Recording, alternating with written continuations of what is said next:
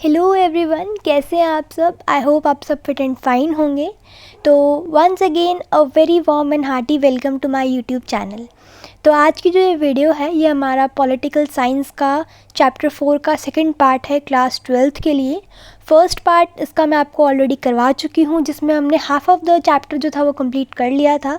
अगर आपने वो पार्ट नहीं देखा है तो लिंक जो है वो डिस्क्रिप्शन में है, फटाफट से जाकर उस पार्ट को देखो, लाइक कमेंट शेयर करो और फिर इसको कंटिन्यू करो। तो बिना किसी देरी के स्टार्ट करते हैं हमारा सेकंड पार्ट। तो जो फर्स्ट पार्ट था उसमें हमने ये सब पढ़ा था कि आसियान क्या है, आसियान मंच क्या है और कौन से साल में वो चीज़ें बनाई गई थी, उन सब के बारे में हमने पढ़ा था। तो उसी का आगे वाला पार्ट आपका ये है। तो फर्स्ट टॉपिक जो है वो हमारा काफ़ी इम्पॉर्टेंट है, जो है हमारा आसियान विज़न 2020 से क्या अभिप्राय है। ये काफ़ी इंपॉर्टेंट क्वेश्चन है जो सीबीएसई के बोर्ड एग्जाम्स में कई बार पूछा जा चुका है। तो आसियान विज़न 2020 था क्या कि कुछ सालों पहले जब आसियान का निर्माण हुआ था तो उन्होंने क्या करा, कुछ फ्यूचर देखा कि आज से कुछ सालों बाद 2020 तक जो आसियान है उसमें क्या क्या चीज़ें हो जाएंगी, ये क्या क्या चीज़ें हम कर लेंगे। तो उसी के बारे में आसियान विज़न है। विज़न क्या होता है, एक दृष्टि कि मतलब 2020 तक हम क्या क्या चीज़ें कवर कर लेंगे। तो इन्होंने ये चीज़ सोची थी। आज के ज़माने में 2020 ऑलरेडी जा चुका है, बट ये जो बात है ये काफ़ी साल पुरानी है। जब आसियान बना था तो कुछ साल बाद उन्होंने देखा कि अगर कुछ साल बाद इसका क्या होगा, तो इस तरीके से आसियान विज़न जो था वो बनाया गया था। आसियान के विज़न दस्तावेज़ 2020 में अंतर्राष्ट्रीय समुदाय में आसियान की बहुमुखी भूमिका होगी। मतलब इन्होंने ये चीज़ सोची थी कि आज से 2020 में क्या होगा कि 2020 तक जाते जाते जो हमारा आसियान है उसकी एक बहुमुखी भूमिका होगी। मतलब बहुत सारे मुँह वाली भूमिकाएं होंगी, काफ़ी सारी भूमिकाएं जो है वो ये आसियान निभाएगा और काफ़ी सारे उद्देश्य जो है वो इसके पूरे हो जाएंगे। टकराव की जगह बातचीत को बढ़ावा देने की नीति से यह बात निकलती है। मतलब ये बात कहाँ से निकलती है कि हम टकराव की जगह, मतलब आपस में लड़ने की जगह किसको अपनाएंगे, बातचीत की भूमिका को अपनाएंगे। कि मतलब जो आप बातचीत करके बात को सुलझा सकते हो हम उस चीज़ को बढ़ावा देंगे, युद्ध वगैरह की कोई बात यहाँ पर नहीं की जाएगी। तीसरा पॉइंट है इसका कि आसियान ने कंबोडिया के टकराव को समाप्त किया। मतलब आसियान में जो कंबोडिया का टकराव चल रहा था, कंबोडिया देश है आपका जिसका टकराव चल रहा था, तो आसियान ने क्या करा, इसको समाप्त करने की बात इसमें कही थी। आसियान ने पूर्वी तिमोर के संकट को संभाला। आपके पूर्वी तिमोर नाम का देश है, इसमें जो संकट चल रहे थे आसियान ने उन सबको भी संभाल लिया। और भारत ने सिंगापुर और थाईलैंड के साथ मुक्त व्यापार का समझौता शुरू कर दिया। ये 1 मार्क्स में काफ़ी इंपॉर्टेंट क्वेश्चन आपसे पूछ लिया जाता है कि इस भारत ने किस किस देशों के साथ मुक्त व्यापार का समझौता कर रखा है। तो आंसर क्या होगा कि भारत ने सिंगापुर और थाईलैंड के साथ एक मुक्त व्यापार का समझौता कर रखा है। तो ये एक आसियान विज़न 2020 था जो आसियान ने सोचा था कि आज से कुछ साल बाद हमारा जो संगठन है वो ये सारे काम आपके कंप्लीट कर लेगा। उसके बाद आता है आपका चीन अर्थव्यवस्था का उत्पादन, कि मतलब चीन में अर्थव्यवस्था किस तरीके से बनी थी या उसका उत्पादन किस तरीके से हुआ था। चीन जितना आज विकसित हुआ है ये उसकी आर्थिक नीतियों की वजह से है। मतलब कोई भी देश अगर आपको विकसित करना है, किसी भी देश का आपको विकास करना है, तो सबसे पहला ध्यान आपको किस पे देना है, अपनी आर्थिक नीतियों पे। जब तक देश में पैसा नहीं आएगा देश विकास नहीं कर सकता। 1978 में मुक्त द्वार की नीति अपनाने के बाद चीन ने बहुत तरक्की की। ये मुक्त द्वार की नीति क्या होती है, मुक्त द्वार की नीति का मतलब होता है कि कोई भी देश का जो उद्योग है, कोई भी देश की कंपनी क्या कर सकती है, आपके देश में आके अपना व्यापार कर सकती है और आप अपने देश से कुछ चीज़ें बाहर भी बेच सकते हो और दूसरे देश की चीज़ें अपने देश में खरीद भी सकते हो। तो ये होती है आपकी मुक्त द्वार की नीति जो चीन ने अपनाई 1978 में। 1978 से पहले चीन में जो भी उत्पादन होता था वो चीन में ही बेचा जाता था और चीन के लोग सिर्फ उसी को खरीद सकते थे, कोई बाहर के देश की चीज़ नहीं खरीद सकते थे। तो इससे क्या हुआ, देश में विकास होना बिल्कुल बंद हो गया, क्योंकि कोई नई चीज़ जब आई नहीं रही है, हमारा देश आपस में लोग कितना बात कर लेंगे, कुछ नया जानना ज़रूरी होता है ना आपके विकास के लिए। तो 1978 में चाइना ने एक मुक्त द्वार की नीति अपनाई जिसके तहत उसने दूसरे देशों के साथ समझौते करने शुरू करे, व्यापार करना शुरू करा और जिसके बाद चाइना में विकास होना शुरू हुआ।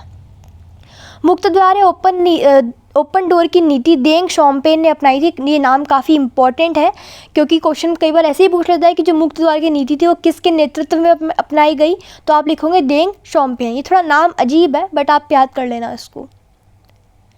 चीन के आर्थिक विकास की रफ्तार को देखते हुए अंदाज़ा लगाया जा सकता है कि चाइना 2040 तक अमेरिका से भी आगे निकल जाएगा। ये काफ़ी इम्पॉर्टेंट क्वेश्चन है आपका, जो पेपर में कई बार आपसे पूछ भी लेता है कि ऐसा क्यों है या ऐसा क्यों कहा जाता है कि 2040 तक जो चाइना है या जो चीन है वो अमेरिका से भी आगे निकल जाएगा। तो आपको ये सब चीज़ें लिखनी है, क्योंकि जो आज का आर्थिक विकास है बहुत ज़्यादा तेज़ी से हो रहा है। क्यों हो रहा है? उसकी आर्थिक नीतियों की वजह से हो रहा है। तो ये सारी चीज़ें आपको वहाँ पर मेंशन करनी है। इसी कारण से चीन का प्रभाव जो है वो बढ़ रहा है। चाइना ने आज पूरे विश्व में आधे से ज़्यादा कंट्रीज़ में अपने जो उद्योग है वो स्थापित कर रखा है, अपना व्यापार स्थापित कर रखा है। उसके बाद आता है 1950 के दशक में चीन कैसा था, मतलब 1950 के दशक में चीन कैसा था, जब उसने अपनी ये मुक्त द्वार की नीति नहीं अपनाई थी, अपना आर्थिक विकास नहीं करा था। तो उस टाइम पे चाइना कैसा था? 1949 में माओ के नेतृत्व में हुई साम्यवादी क्रांति के बाद यह आर्थिक सोवियत मॉडल पर आधारित थी। एक माओ नाम का आपका चाइना का एक मंत्री कह सकते हो आप, वो था जो 1949 में इसके नेतृत्व में क्या हुआ, एक साम्यवादी क्रांति जो थी इसकी शुरुआत हुई। साम्यवादी क्रांति क्या थी? एक आर्थिक सोवियत मॉडल पर ये आधारित थी। आर्थिक रूप से पिछड़े चीन ने साम्यवादी दुनिया से रिश्ते जोड़े तथा पूंजीवादी दुनिया से रिश्ते जोड़ लिए। मतलब साम्यवादी दुनिया वो होती है जो अपनी पूंजी, मतलब जिसके पास कोई पूंजी नहीं होती, वो अपने आप स्टैंड हुई होती है, अपने आप उसने अपना विकास करा होता है। तो चाइना ने क्या करा, क्योंकि वो आर्थिक रूप से पिछड़ा हुआ था, तो उसने क्या करा, जो साम्यवादी दुनिया थी, मतलब व्यापार की जो दुनिया थी, उसको ख़त्म कर दिया, उससे अपने सारे नाते तोड़ दिए और एक पूंजीवादी दुनिया से अपना नाता जोड़ लिया। पूंजीवादी दुनिया होती है जिसके पास पहले से पहले कुछ पैसे होते हैं और उस पैसे का उपयोग करके उसने अपना विकास करा हुआ होता है। तो चाइना ने क्या करा, साम्यवादी दुनिया से सारे नाते तोड़ लिए, बिल्कुल अलग हो गया और उसने पूंजीवादी दुनिया के साथ अपने सारे रिश्ते जोड़ लिए। ऐसे में अपने संसाधनों से गुजारा करना पड़ा। अब जब उसने क्या करा, अब उसके बाद सिर्फ अपनी ही पूंजी है, जो पैसे उसके देश में है, जो चीज़ें उसके देश में है, उससे गुजारा करना पड़ेगा, क्योंकि बाहर से तो वो कहीं व्यापार कर नहीं रहा। एक देश में कितनी चीज़ें बना लेगा, कहीं ना कहीं कुछ कमी तो मिलेगी ना उसको। तो क्या करा, उसने अपने संसाधनों से गुजारा करना शुरू कर दिया। खेती से पूंजी निकालकर उद्योग में लगाया जाता था, मतलब जो भी आपके खेती से पूंजी आती थी, उसने क्या करा, उसी खेती से जो भी आपके पैसा आया, धन आया, आर्थिक स्थिति आई देश में, उसी से उसने उसी को जोड़कर अपने उद्योग में लगाना शुरू कर दिया।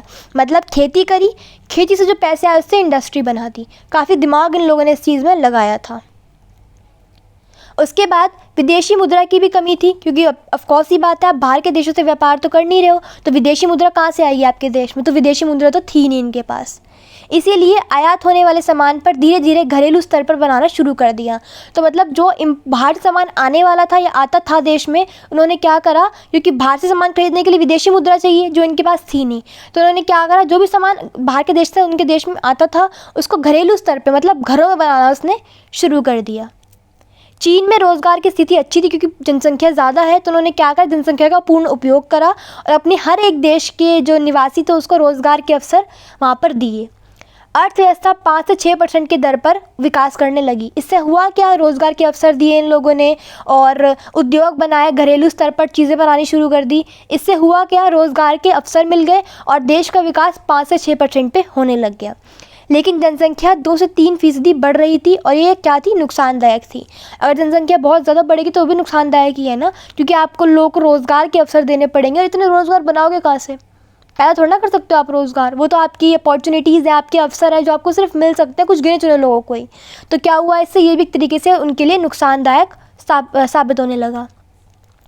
1970 के दशक में यहाँ बड़े नीतिगत फैसले लिए गए। 1970 में क्या हुआ, बड़े नीतिगत फैसले यहाँ पर लिए गए और कुछ सालों बाद इन्होंने क्या करा, 2 साल बाद इन्होंने अमेरिका से संबंध सुधार लिए। अब इन्होंने ये चीज़ देखी कि अगर हम अपने पूंजीवादी देशों के साथ रिश्ते जोड़ेंगे, सिर्फ अपने अपने देश में लगे रहेंगे, तो क्या होगा, हमारा विकास नहीं हो सकता। विकास करने के लिए क्या चाहिए, दूसरे देशों से हमें संबंध अच्छे बनाने पड़ेंगे। इसी चीज़ को सोचते उन्होंने क्या करा, 1972 में अमेरिका के साथ अच्छे संबंध बनाए। 1973 में चाउ एंड लाई ने 4 क्षेत्रों को आधुनिकीकरण का प्रस्ताव दिया। मतलब 4 क्षेत्रों में इन लोगों ने क्या कहा कि आप इन 4 क्षेत्रों को अपने देश में विकास करवाओ, इनका आधुनिकीकरण करो, इनको तकनीक दो, तभी हमारा देश विकास कर सकता है। किसने ये बात बोली, चाउ एंड लाई ने। ये भी काफ़ी इंपॉर्टेंट आपका नाम है, जिससे काफ़ी इंपॉर्टेंट क्वेश्चन आपके पेपर में बनते हैं और पूछे भी जाते हैं। सबसे पहला नाम आपका आता है कृषि का। कृषि का अगर आपको किसी भी देश का विकास करना है तो आपको उसकी प्राथमिक जो क्रियाएं होती हैं उन पर ध्यान देना पड़ता है, मतलब कृषि पे आपको ध्यान देना है। दूसरा उद्योग, हमने ऊपर भी पढ़ा कि इन्होंने क्या करा, जो भी पैसा कृषि से आज को कहाँ पे लगाया, इन्होंने उद्योग में लगाया। तीसरा सेना, आपको पावर भी चाहिए, कहीं दूसरे देश हमला ना कर दे, तो उन्होंने सेना का आधुनिकीकरण करा। और लास्ट विज्ञान और प्रौद्योगिकी का, कि आपको अगर हर चीज़ का विकास करना है तो आपको ओवरऑल किसका विकास करना पड़ेगा, विज्ञान और प्रौद्योगिकी का। तो ये 4 क्षेत्र जो थे इनका आधुनिकीकरण करा किसने, चाउ एन लाई ने। और कब करा, 1973 में। उसके बाद 1978 में देंग शॉम्पेन ने मुक्त द्वार की नीति अपनाई। 1982 में खेती का निजीकरण करा। निजीकरण होता है आपका प्राइवेटाइजेशन, की मतलब जो भी खेती से बनी चीज़ें थी उनको उन्होंने प्राइवेट कर दिया, सरकारी कुछ भी नहीं छोड़ा। उसके बाद 1998 में उन्होंने क्या करा, उद्योग का निजीकरण करा, मतलब सारे जो भी आपके उद्योग हैं, जो भी आपकी इंडस्ट्रीज़ हैं, वो सब प्राइवेट कर दी। और 2001 में इसने क्या करा, विश्व व्यापार संगठन में शामिल हो गया। विश्व व्यापार संगठन क्या, आपका वर्ल्ड ट्रेड ऑर्गेनाइजेशन, जिसको आप WTO भी कहते हो। तो ये क्या है, आपका WTO होता है कि आप पूरे विश्व में किसी भी देश में या किसी भी कंट्री में आप व्यापार कर सकते हो, ये आपका वर्ल्ड ट्रेड ऑर्गेनाइजेशन है। तो ये आपका कुछ चाइना के बारे में बातें थी। इसके बाद आता है आपका सार्क, जो काफ़ी इंपॉर्टेंट है, इसमें से भी कई बार पेपर में आपसे क्वेश्चन आते हैं। सार्क की फुल फॉर्म क्या है, दक्षिण एशियाई क्षेत्रीय सहयोग संगठन, जिसको हम इंग्लिश में कहते हैं south Asian association for regional cooperation. ये बना कब था, 8 दिसंबर 1985 में ये बना था। और इसमें कुछ कंट्रीज़ शामिल थी, जैसे कि आपका भारत, जिसको आप इंडिया कहते हो, पाकिस्तान, बांग्लादेश, नेपाल, भूटान, मालदीव और श्रीलंका। जितनी भी आपकी एशिया, दक्षिण एशिया साइड की कंट्रीज़ थी, सारी इसमें शामिल थी। और बाद में इसमें जो था, इसको अफ़गानिस्तान में भी शामिल कर लिया गया। इसका जो हेड ऑफिस था वो आपका काठमांडू में था। और इसको बनाने के कुछ उद्देश्य इन लोगों ने रखे थे, जैसे कि जनता का विकास और उनके जीवन स्तर में सुधार लाना। जो भी आपके दक्षिण एशिया के लोग हैं, जनता है, उनका विकास करना और उनके जीवन स्तर में सुधार लाना। क्योंकि देखो, जितनी भी कंट्रीज़ इसमें शामिल थी ना, कोई भी कंट्री ऐसी नहीं थी जो पूरी तरीके से विकसित थी। सारी कुछ विकासशील थी और कुछ तो बिल्कुल ही जिनमें विकास नाम की कोई चीज़ नहीं थी। तो ये बनाने का उद्देश्य उन लोगों ने क्या रखा कि इन सभी देशों का विकास हो सके, इनके लोगों का विकास हो सके और लोगों के जो जीवन का स्तर है वो थोड़ा अच्छा हो सके। उसके बाद आत्मनिर्भरता का विकास करना, कि ये सारे देश जो है वो आत्मनिर्भर बन जाए।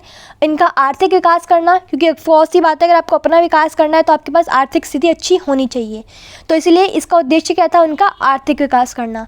और लास्ट सांस्कृतिक विकास करना, मतलब आपकी जो संस्कृति है उसका विकास करना। उसके बाद है आपका सामाजिक विकास, की मतलब जो भी आपका समाज है, इन सब में, इन देशों में उनका समाज का विकास करना। लोगों में आपसी सहयोग बनाए रखना, ताकि लोग आपस में लड़े ना और आपसी सहयोग सारे काम अपने कर लें। और लास्ट आता है आपका आपसी विवादों का निपटारा, की मतलब जो भी आपके आपसी विवाद हैं आप उन सब का निपटारा कर लो, बातचीत से ही कोई युद्ध की जो स्थिति है वो हमारे देश में ना उत्पन्न हो। तो ये आपके कुछ सार्क के उद्देश्य थे। इसके बाद आता है आपका पूर्व की ओर देखो नीति।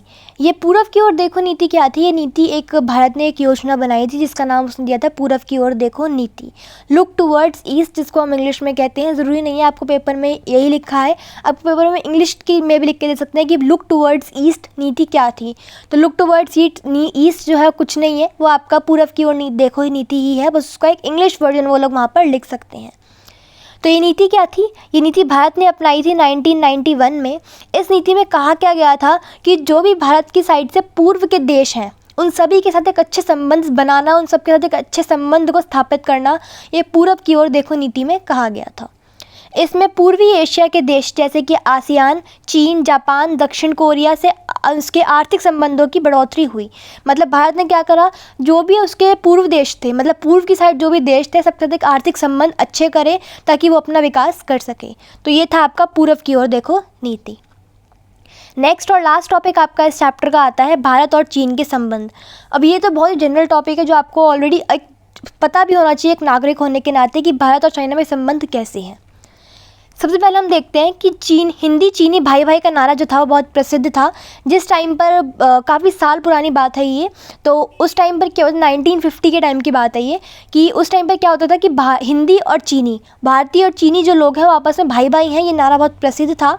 और चीन और भारत का 1962 में युद्ध हुआ था जिसमें भारत हार गया था, क्योंकि चाइना ऑफकोर्स की बात है बहुत पावरफुल है, तो भारत जो था वो हार गया था इससे।